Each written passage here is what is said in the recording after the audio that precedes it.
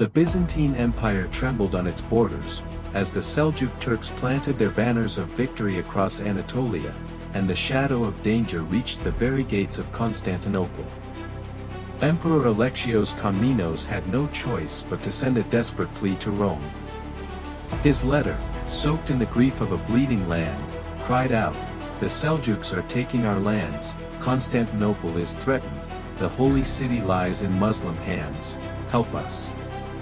When Pope Urban II read this message, a strange fire lit his eyes. Soon after, in the French city of Clermont, thousands gathered in a vast field. The Pope stood high above them, a cross in his hand, and his voice thundered. "O followers of Christ!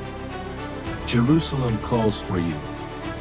The churches are desecrated, pilgrims are slaughtered, the holy places are defiled. Will you keep your swords sheathed and watch in silence?"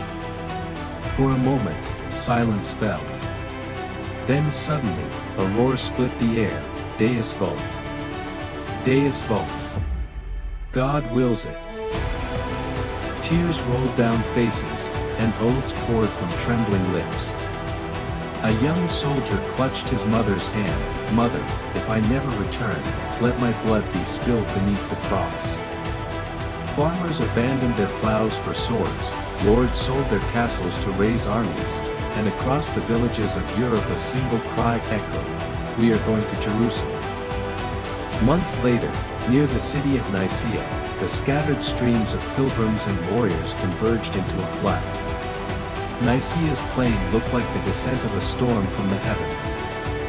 Thousands of tents stretched across the fields, horses stamped the earth in thunderous rhythm, and banners of the cross reached for the skies. Soldiers sharpened blades, their armor gleaming in the sun, while women wept as they kissed their sons goodbye. One knight whispered to his friend, "We left our homes behind, but look.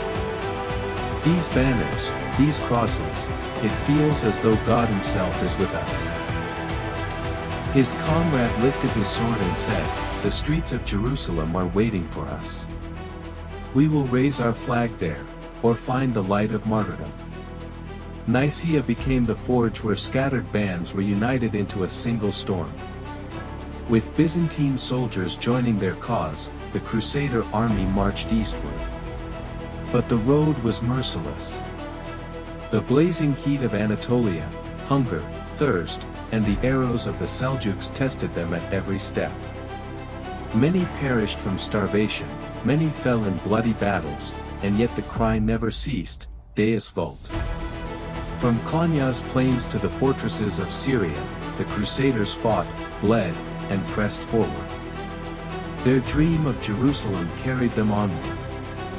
At last, in the summer of 1099, the Crusader host stood before the mighty walls of Jerusalem. The siege dragged on for weeks. Exhaustion, hunger, and thirst broke their bodies, but not their spirit. One commander raised his sword and roared, "This is the city for which you abandoned your homes, for which you spilled your blood. Today we win victory, or eternal glory." The walls shook, ladders rose, and the Crusaders poured into the city like a tide of fire.